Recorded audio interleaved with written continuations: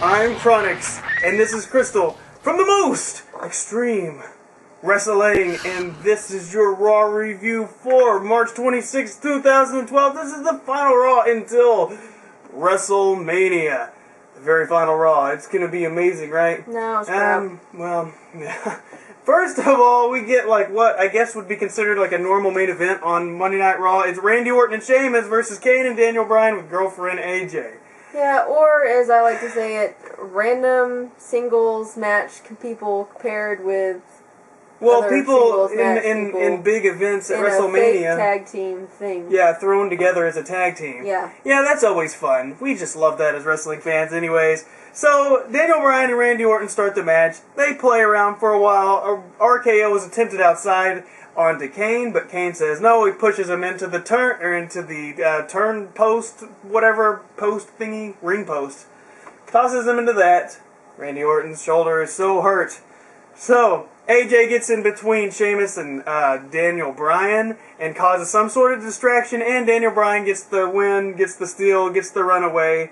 So, yeah, that was an exciting match, I guess. The people in the crowd seemed to like it. I did notice that Booker T was on the announce table, which I thought was weird, but yeah, was answered later. It was answered later. Why is this SmackDown guy just randomly on Raw? I guess they had to get everyone there or something. I have no idea, but we'll find out. And then everyone's favorite guy, Michael Cole, is in the ring, and he's got his own Team Johnny shirt. Yay. He is the official commentator for WrestleMania of the Team Johnny side of the match. So apparently they're going to have, you know, like bad guy and good guy team, whatever.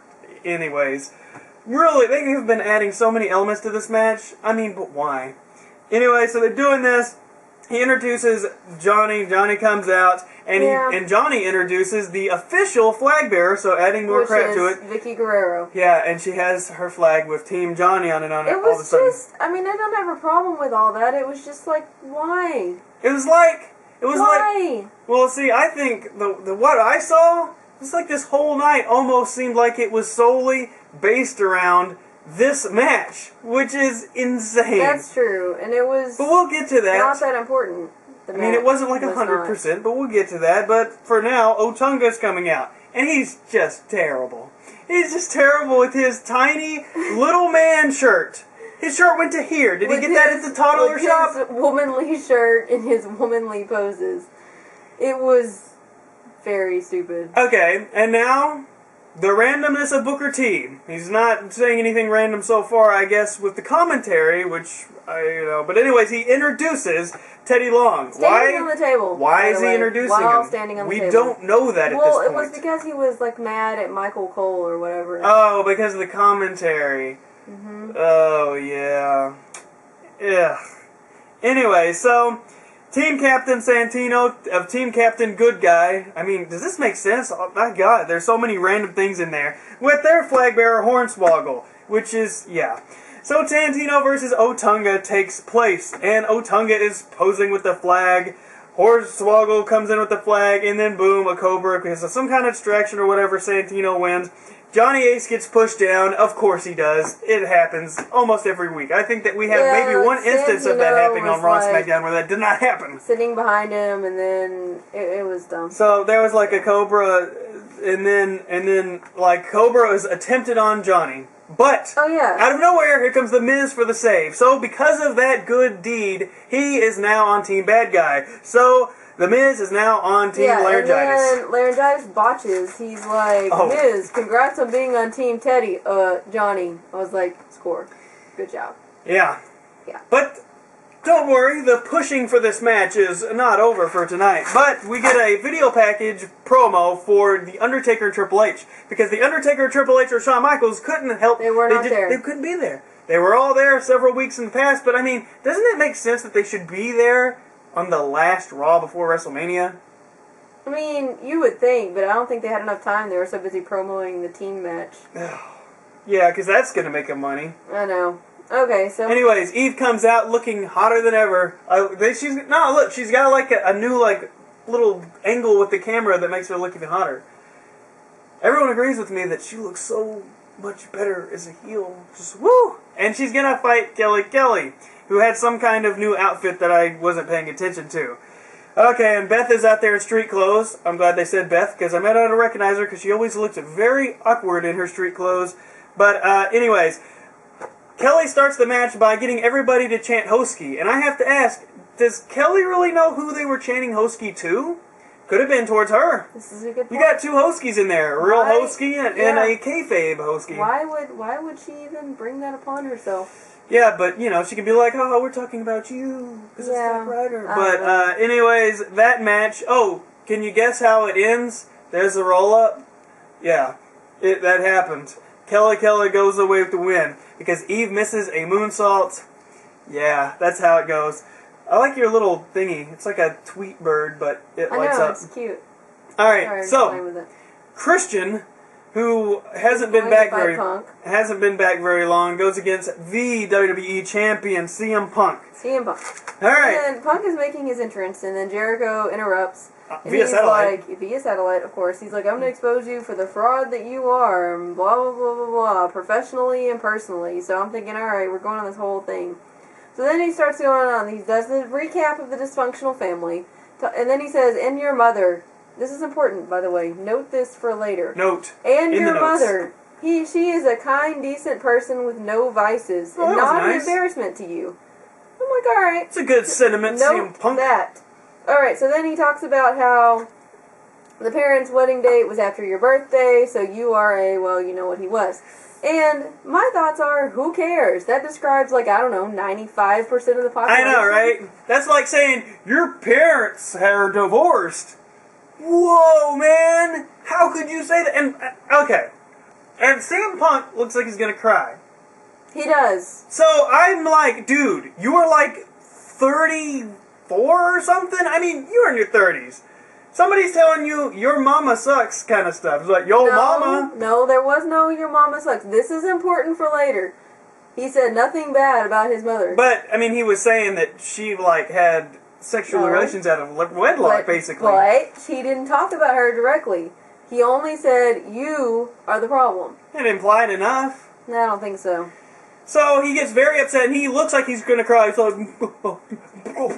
And I was like, oh my gosh, you gotta be kidding me. That's a little much. That's stupid. So while Punk was distracted, Christian comes out and attacks him. So, but in no time, because of this, because he was so upset and so boo-hoo about what he had to say about the way his parents conceived him or whatever, he starts beating the crap out of Christian, bashing his head into the table. He's throwing a temper tantrum.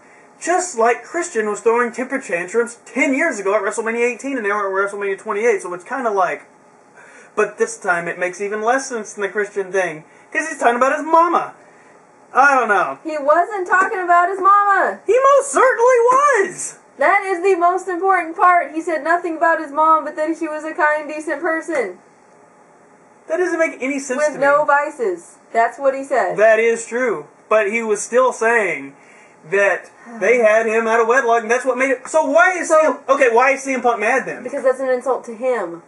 Why? He had nothing to do with that. It doesn't matter. It's an insult to you. That's why you have the bad name. It's just for you. How could you be insulted about something that's not about you? But it doesn't matter. It was an insult to him. That's stupid. Not his parents. That makes it even dumber to me. Okay. So anyway, Punk starts just beating the crap out of Christian, bad, stupid temper tantrum. Then they're on the ground. Then he taps, he puts him in the Anaconda Vice. Outside. Christian taps, and then he's like, he's unstoppable. So I'm just like, really? It takes 5 people to subdue CM Punk. 5 referees who are taller than CM Punk, by the way. I understand. I can buy that it takes 5 or 6 referees to subdue, Triple H or Big Show or The Great Khali or something. But CM Punk... But he had the submission... He's so good at submissions, he had the submission on tight. No, that's stupid. Because they did the same thing with Chris Benoit, so I can give that a pass. Because the family murderer did it? Yeah, no, because a submission hold can be held tightly. He wasn't throwing fists at the referee. He was so tight in the submission, it makes sense to me. It didn't make sense. Makes perfect sense to me. Now. Okay, so they finally get him undone, and then Punk reattacks, and then... he's done. And that was the end. Yeah, and Christian was hurt so bad that he is now out of the match. He is. With So the now Team Johnny versus Laryngitis. Who shall replace Christian? They should, suspend CM Punk or something for injuring him again. but I guess not. Because he's a bad guy, it doesn't count. I don't know. Yeah. Just saying, I want some continuity here. Alright, so the Funkasaurus versus Kurt Hawkins. Funkasaurus comes out there, he's dancing, he's getting the party started, but apparently the party starter, Kurt Hawkins, does not like this at all, because he's just like giving him the look like, ugh, I got a job to this guy again. So I went on Twitter and said this match is going to be 1 minute and 4 seconds, and by my calculations, it was 1 minute and 4 seconds. Clay wins, and party's over for Kurt Hawkins. You have some kind of formula to determine this? I do. I'm not going to tell you. I want to start losing. I do got a formula. That's why I got it right. Anyways, now, the Big Show versus Primo. Squashes may be the theme of the night because Big Show squashes Primo in like 2 seconds. The best part of this entire match was Rose's entrance with the other guy, with Epico. So anyway, Big Show just tosses him around like a rag. Oh yeah, and I like how Big Show crushes half of the tag team champions. That looks great because the tag team champions aren't going to be on WrestleMania, so who cares about them, right? Yeah, and then the Epico attacks and gets chokeslammed, and then that was the end.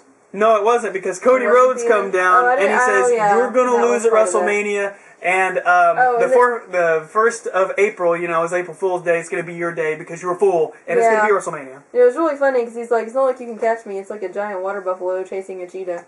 Oh, that was funny. Lord Tensai is once again promoted as we are 100% positive that it's still Albert, 8 3/8 head. They even showed a little side profile of him. Man, that is totally him.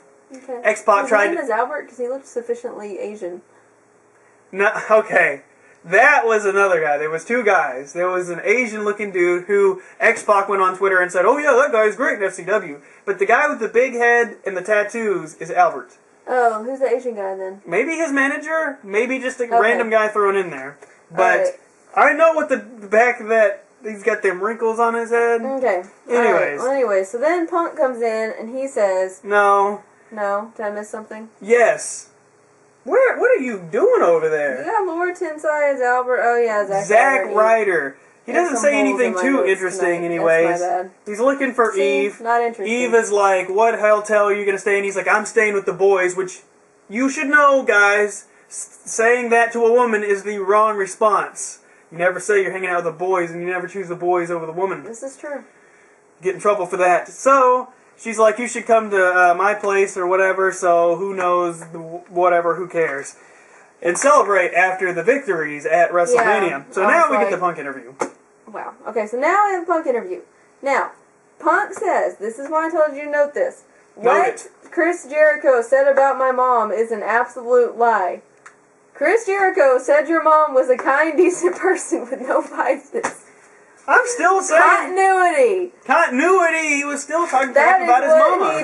No, he never said. He said his Who mom gave birth was to a CM kind, Punk? decent person with no vices.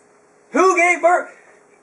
That's like him but coming in... But he did not say it directly about his mom. Oh! That's like when he came out being, I'm a good guy, yay, look at me, I'm so good. And then he trolled the fans. Even though he was doing it the whole time, but he convinced them he was good, but he was really being bad. It's the same thing. He gave them a backhanded comment by disrespecting him at the same time. How can you not see that? Doesn't matter, because he didn't say that. He didn't say your backhanded comment insulted me. He said, what you said, a.k.a. the words that came out of your mouth, were a lie. Anyways, yeah. Moving on. He says his mom's off limits. He says his sister's off limits. So he's really upset. I mean, he's like, don't talk about my family. But, yeah. Pretty much. It's much better, though, I must say, than the Best in the World versus Best in the World. Because that's just... Well, yeah. But, I mean, I'm just saying, look, I'm not... I know I'm, like, sounding like I really hate this. I'm fine with it. It's just that CM Punk is acting like a punk. He's getting upset about Yo Mama jokes. Yeah, but he's been... There were no Yo Mama jokes for the last time. For the last time. But...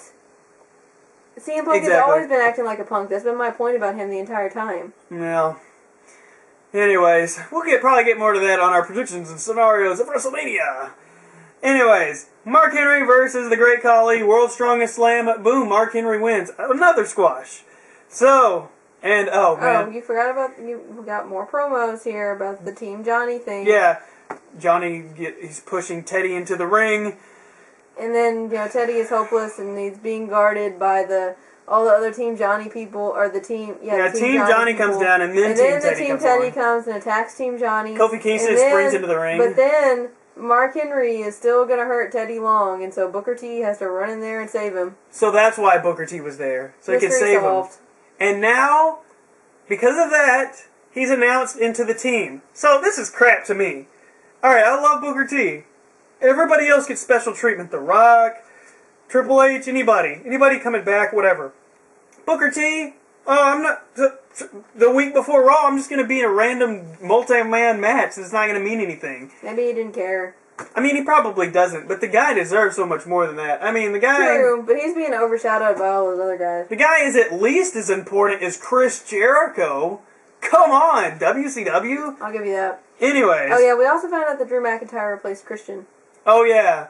Wow. And see, this is what I'm talking about. Cool they stuff. are treating this like this is the money match. Yeah. Like the whole night. But it's not. And it's like probably the most unimportant match, like overall. True. Like, no one's gonna buy this pay-per-view for this anyways. Definitely not. So a spinneroonie, it happens, and that's the end of that. Now it's time for The Rock to come down. The Rock is the Cena thing. Okay, so first we have The Rock. He says, 2004, WrestleMania 20, I competed in what I thought was my last. He says, everybody's been asking me since then, when am I coming back? I don't know what to tell him. He makes some jokes. And then he says, but then last year The Rock went down to Georgia. He found out when he was coming back. And, he's like, John Cena, you're a really big star. He gives him some respect. And then he says, but you never faced The Rock. And at this point, I'm like, well, we heard all this before. Yeah, it wasn't too interesting so far. Yeah, so far not interesting. So then John Cena comes out, and he says, he calls him his movie star arch nemesis. He gives Rock some respect too, says you're the best trash talker, not the first. You've also never seen an opponent like me. Blah, blah, blah. I'm here every night. I rise above the hate. I really love your inflections, by the way. What? This is how I felt about this promo right now. Okay. Then it says, I'm an active member of the WWE longer than you. Then, and blah, blah, blah, it goes on and on and on. He's like, don't come in here as a visitor and take my life from me. And he goes on. And then he starts getting fired up. It gets The Rock does. Yeah. Because Cena's stuff was so far was just like...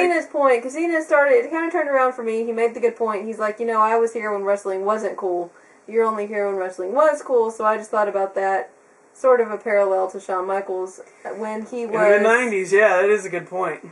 In the WWE when they were falling and dying, and John Cena was sort of in a similar situation. He should have said that he's just like Shawn Michaels. That would have been unfair. Boo! Yeah.